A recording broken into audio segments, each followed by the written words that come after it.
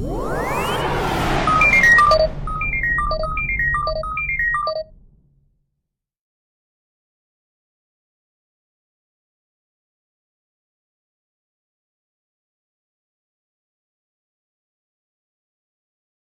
guys, hello meets everybody, it's MicheleMarieDalene, and today of course we're going to be doing a vlog and tech together.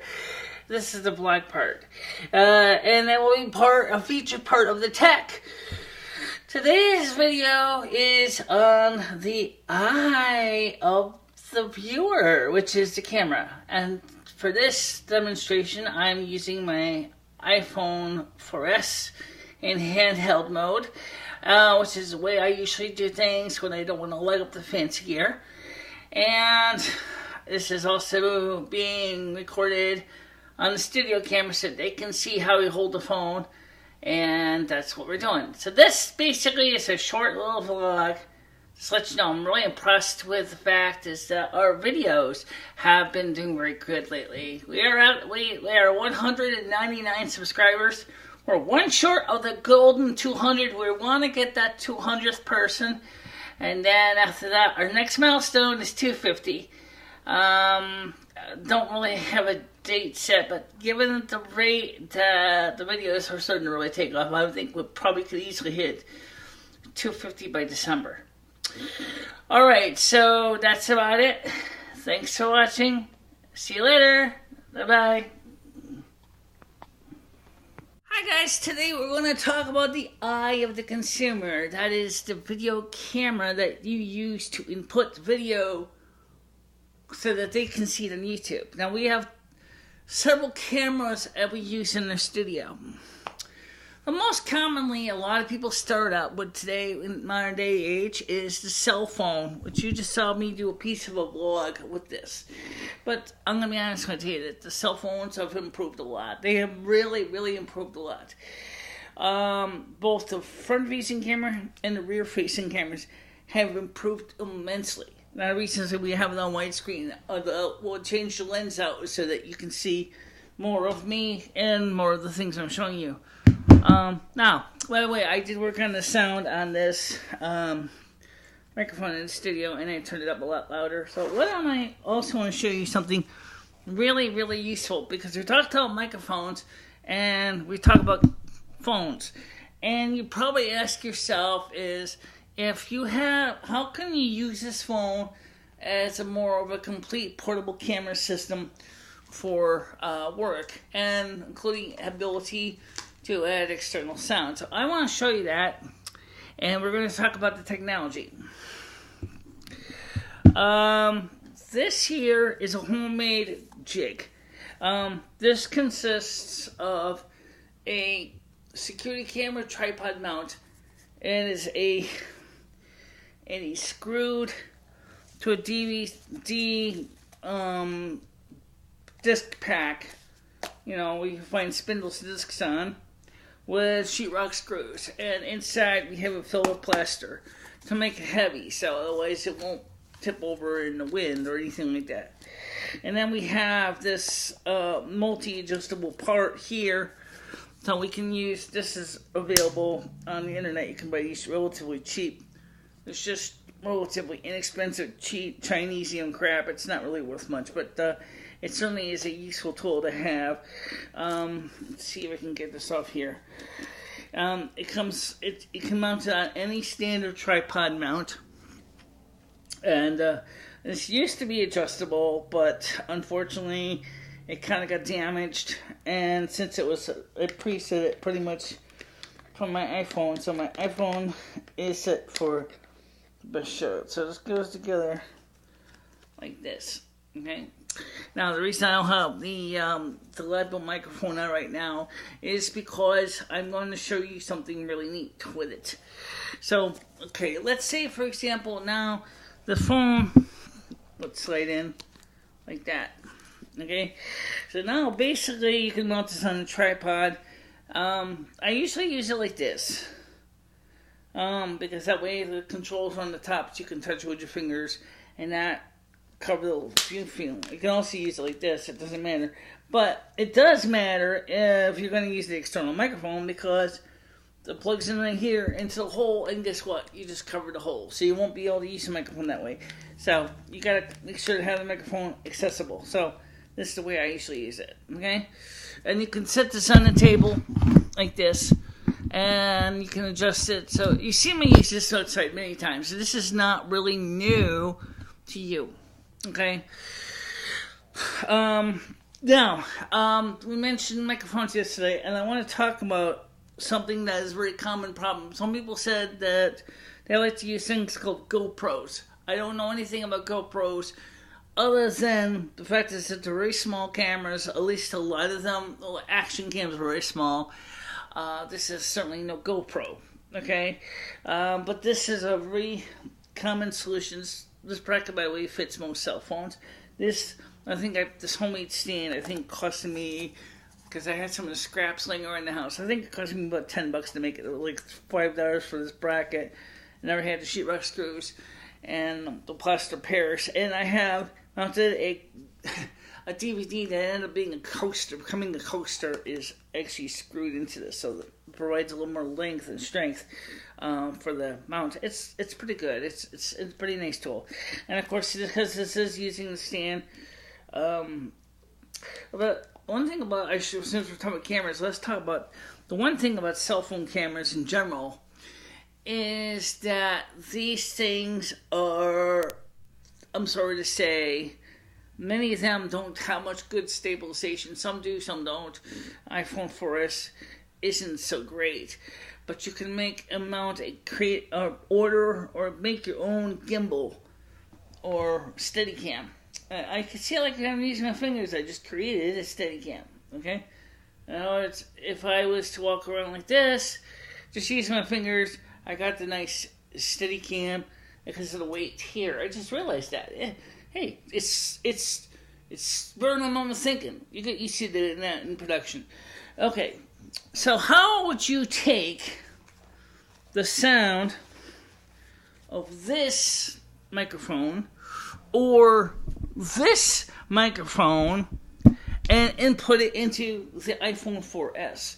Well, there's an adapter, and it's made by a company called 1K Media, and it's called the iRig Pre. Now, this is a very useful little device because it provides, if you need it, 48 volts phantom power using a boost converter. It runs on a 9-volt battery, which is in the back here. Okay, now you're going to stand a cheap 9-volt battery. Okay, it is not one. And then this plugs into the headphone cord socket, and it technically does work with Android phones too. It just turns out that unfortunately many Android phones do not actually, in video mode, accept sound from external input sources through the headphone jack. Don't ask me why, I don't know, but maybe some phones do. But all the Android phones I've done basically didn't work. Okay, so then what you do is you plug this into the hole like that, and then because this microphone has a cord in it, you really don't need one. If you're going to just use it for a quick short, just plug it straight into that after you put this in and clip this to your clothes, and it will work fine. Great little microphone. Now, speaking of microphone, you'll see I turned the main microphone up a lot more today, so it's a lot louder, and instead of being so soft like it was last time.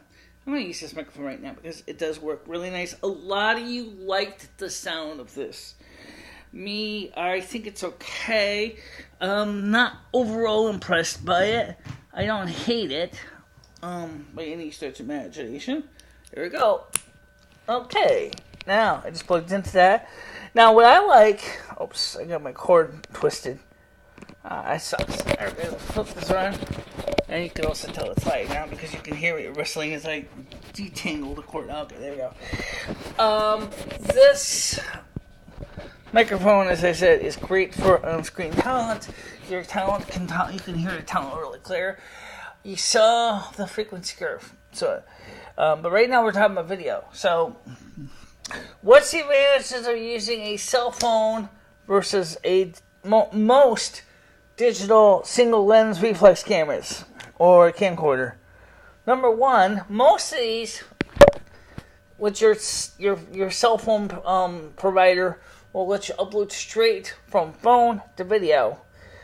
Because we're going to use a piece of this vlog as a demo in this video, as well as a vlog.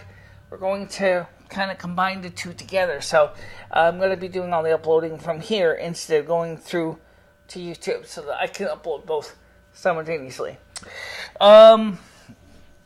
See, also, some of you wonder why I don't shoot usually in 720p or 1080p. And the reason I don't usually shoot at 720p or 1080p is this is only a 16 gigabyte iPhone 4S. I know it's small, it's entry level, and it's iPhone 4S, so it's old.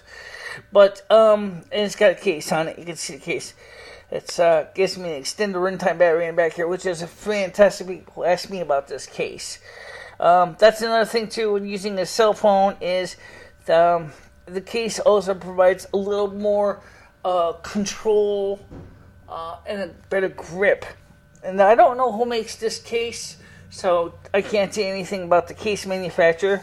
But I can tell you is that it has a battery.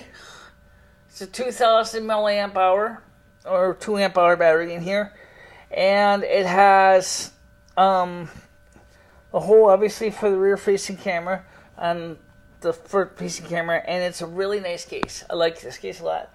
So anyway, with this iRig Pre adapter is that you can use both regular cameras and microphones like these dynamics, or you can use phantom power condensers, and that's what the 1K Multimedia's iRig Pre is awesome about, is that you have that flexibility. You can even plug the M68 XLR out mic line microphone output into this as well, and it will work.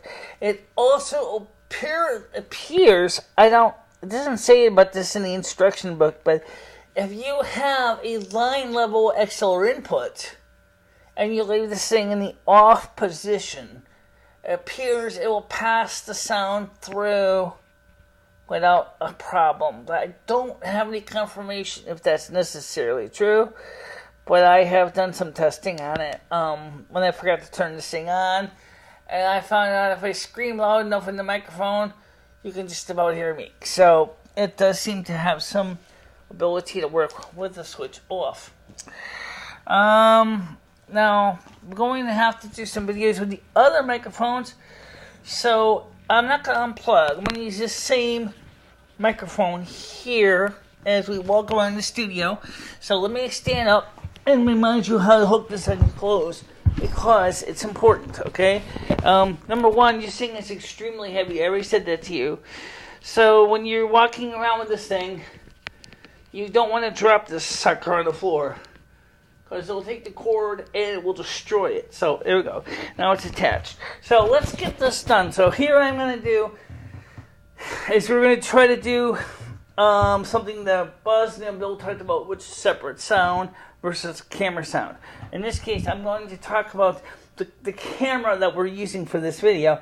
And unfortunately, that's going to be a real fun challenge, because I'm not there. Okay, so now here's the problem. Now I got to use a different app for this phone to do that. And the reason is because I got to shoot this at 640 by 480. And the reason I shoot it at 640 by 480 is because if I shoot it at the standard 1080p that the phone likes to make, the screen would be just way too compressed. Unfortunately, my leg is really hurting really bad, so I want to make this quick. So let's get this started. We're going to talk about a couple of cameras at the same time. So I'm going to shoot these as segments, and then we'll talk about these. Okay, the first camera that we're looking at here is the studio camera. Now this, I've showed so many times in the video, is made together of a variety of pieces. This is an analog camera. It has a CCD sensor, I believe, and I don't think it's CMOS. And you can see, as I said, that the screen is a little messed up. Let's get your standard BNC plugs here. That's connecting everything together. The picture is coming in through here. This is a cheap rear view preview monitor.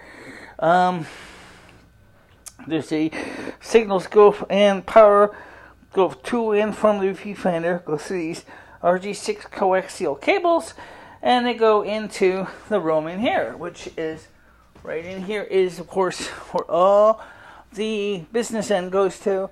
This is the converter that converts it from analog PAL to FireWire, and it goes to the computer screen over there. So, and then in another video clip, we're going to show you how we edit this. Some people use different programs. I have two main video editors I like.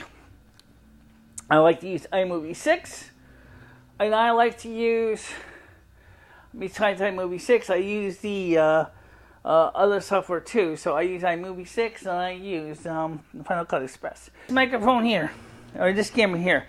This camera here is our BP314, and yeah, I got a light for it up here. I'll turn this light on. This camera is an entry-level security camera, just like the other one is. Let's plug this in. There we go. So here's the camera. There's our light source. It's a 100-watt bulb in that. I don't need the 300-watt for this one.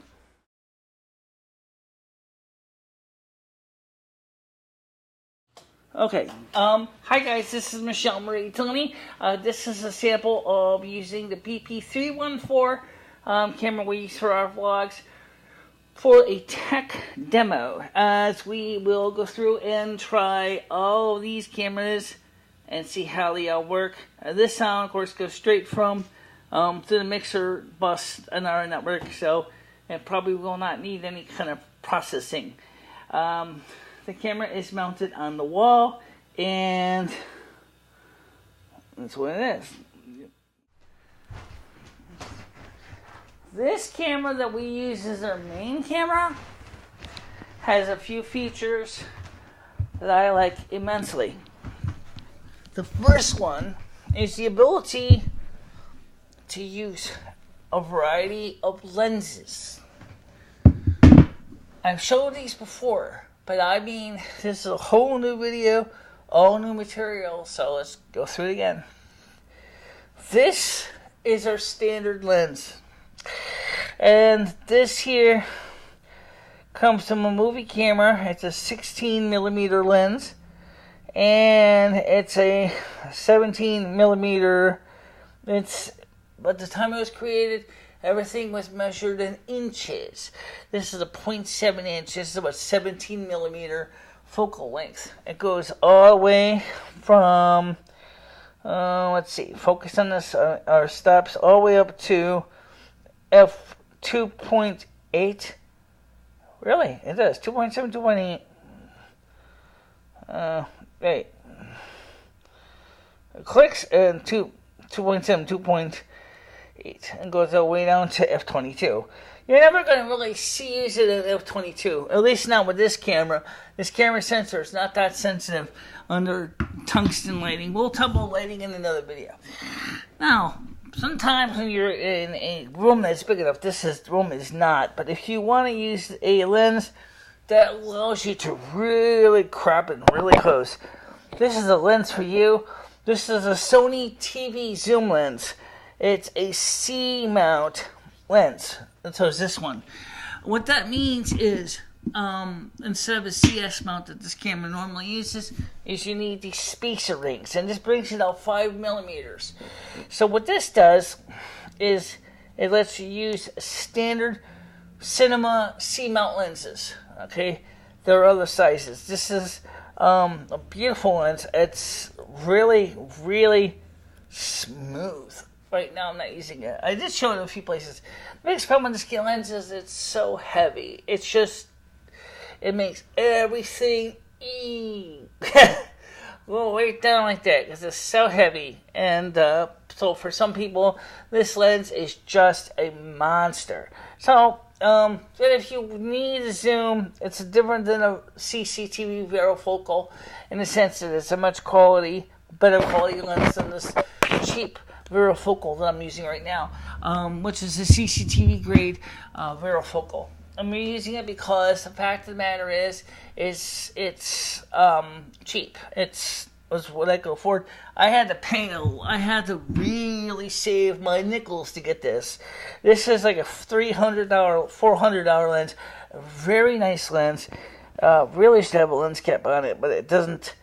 I bought it secondhand. It's a great lens. It really is. I have used it for some things, and it uses a standard 52 millimeter thread on it. 52 or 54. I think it's a 52. It's a beautiful lens. But for if you're in a real quick hurry, or if you want it light, you want to use the small lenses like this. And these lenses work on both this camera here, the color one, and the other monochrome camera.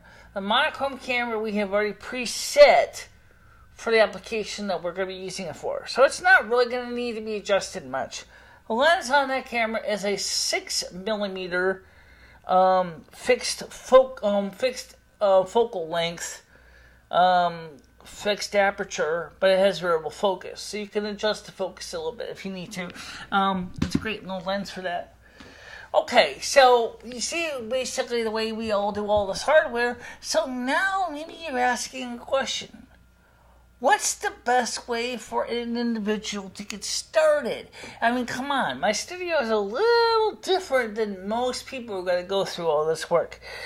Well, first thing is, if you got your cell phone, just go buy a matching bracket. Like this one here. And if you and this gets yourself a low cost.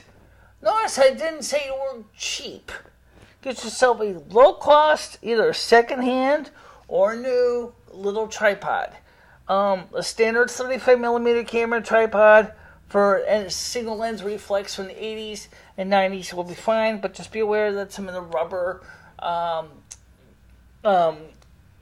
material may start to degrade, so you're going to want to consider that. Or you can go buy a brand new cheap little camera mount. Like if you're using a little GoPro, they make these little tiny tripods that are flexible legs, bendable legs. You can put them in all kinds of crazy positions. Okay, so that's a good way to go.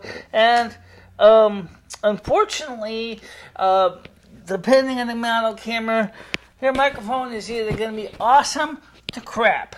Now, if your microphone in your camera is halfway decent, and you're not going to be needing to worry about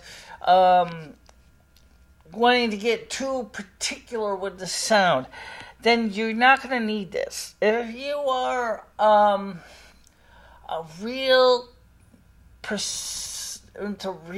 fussy about the way you sound or the way you carry yourself, then you're going to definitely want this. This is, as I said, this is like $40. Plugs into your headphone jack. It will work with Android, but some Android phones do not allow the external microphone to be used in the cameras. If yours does, and you have a camera microphone plugged in to this iRig Pre, then you're all set to go. If your camera doesn't, I believe there are Bluetooth adapters instead that do the same job as this. In other words, you plug your XLR microphone into that. It may or may not provide phantom power, or maybe it will actually. It depends on the model. Some are different than others. This is, but for me, this is the one I use. So it works out great, and it's cheap. Okay, now what do you do with all the clips of editing? We're going to show you that in the future. I really was impressed that you're loving this videos. I think it's great, and so we're doing pretty cool. I want to thank you all for watching this, and I hope you enjoyed this piece of work. I have to be honest, it's not the best piece of work I've ever done, But, you know what? You gotta make do with what you got. That's another prediction fact. Sometimes you can bust your tail to get the best shot, and things go wrong, and your best shot goes up in smoke. Well, you have two choices. A, sit and cry, or B, go, well, that just happens. So I was a little bit disappointed, but you know what? That really wasn't that great a show anyway, so, yeah, it happens. So, what we're gonna do is, I really be honest, I wonder why the thing I threw that file away. Who knows? Absolutely, who knows? So, where is local storage on this thing? Does not have any video. So, okay, so, if you have any comments, suggestions, concerns, grapes, kudos, whatever, like we always said before, feel free to talk to me about things, and we will try to come up with some new material for you and some ideas. But for now, next time we meet, we're going to talk about something very important. I don't care if it's video, film. Yes, we can mention film too. That's another medium, recording medium, of course, is film. Is lighting and the quality of your lights and what kinds of lights there are. And that will be a video. I'm going to have to get some resources on different kinds of lights, because the only kind of lights I have here are incandescent/tungsten. I don't have any of the CFLs or the HMIs or the mercury vapors. But, there's a whole bunch of different lighting that was used in cinema for years. And some of it, of course, the new ones, LEDs, are, of course, really cool. So, for now, that's it. See you guys later. Bye-bye.